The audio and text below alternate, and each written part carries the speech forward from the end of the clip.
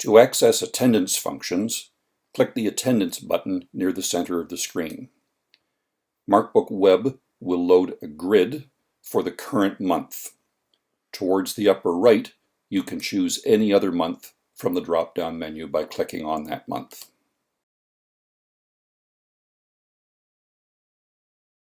To begin entering attendance data, I recommend putting a start date in for each student. The most convenient way to do this is to click on the input method at the upper right, drop down the method menu to select stamp, and drop down the stamp code menu to start. Now, click on the first day for each student, in this case Tuesday the 6th, and continue on down the column. Another and faster way of filling a common code for all students is to select another input method. This time, select Fill, and the code for the fill in this case will be the start date. Now, click on the day in which the student started, and all students get the start code. If a student is absent on a start date, another code has to be used. Again, click the input method, and this time select the stepper. So if Gerald was absent on the first date, click on that cell and click up or down to find the appropriate code. The double greater than sign is absent on the start date. Another method of doing the same thing is to use the drop-down. In this case, when you click on a cell, you get to see all of the available codes, and you can select the one that's appropriate. In addition to the codes that are supplied with MarkBookWeb, you can create your own. Click the attendance options above the chart. MarkBook displays A for absent, but you can add other codes that have meaning in your school system. For instance, capital letter F could stand for field trip,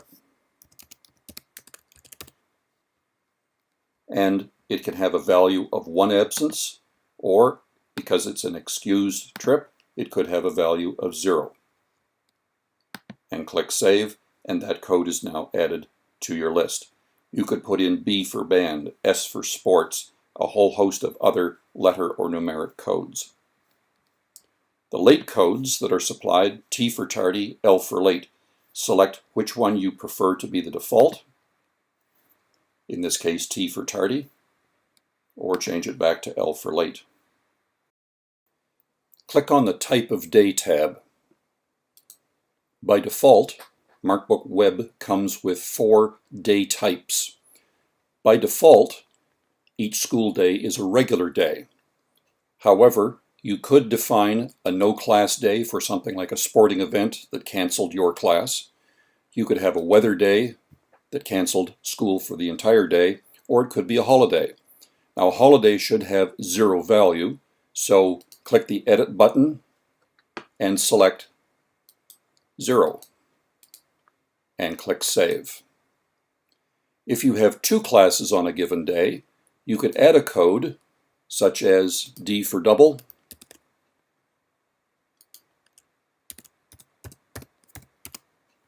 and give it a value of 2.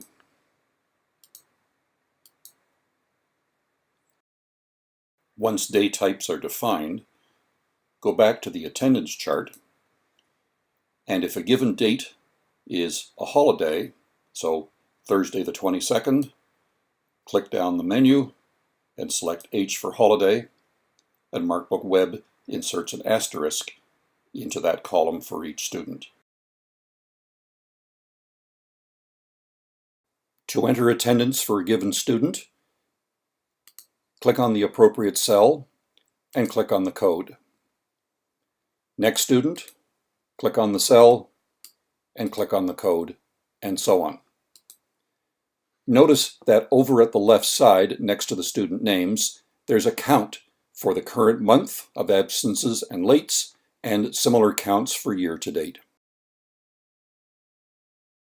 To print report forms or to save them as PDF files, click the Report tab near the top, select among the options, and click the Print or Save PDF buttons at the lower right corner. You can print a blank form by selecting Not to Show Attendance. That will give you a chart with student names down the side, and use that piece of paper for recording your attendance.